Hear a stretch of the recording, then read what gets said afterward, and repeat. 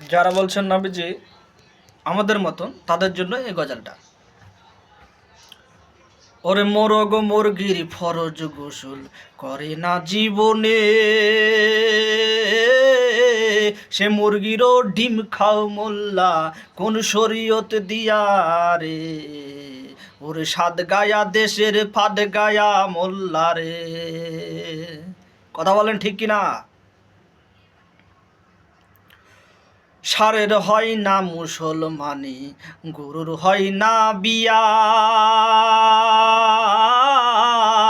আর সেই গরুরও দুধ খাও মোল্লা কোন শরীয়ত দিয়া রে।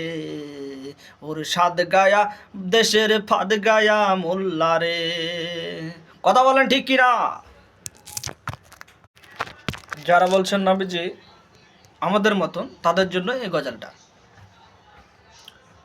ওরে মোরগ মুরগির ফরজ গোসল করে না জীবনে, সে মুরগিরও ডিম খাও মোল্লা কোন শরীয়ত দিয়া রে। ওরে সাদ গায়া দেশের ফাদ গায়া মোল্লা রে। কথা বলেন ঠিক কিনা? ষাঁড়ের হয় না মুসলমানি, গরুর হয় না বিয়া,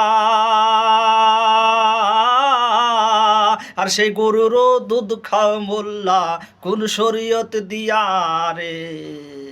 ওর সাদ গায়া দেশের ফাদ গায়া মোল্লা রে। কথা বলেন ঠিক কিনা?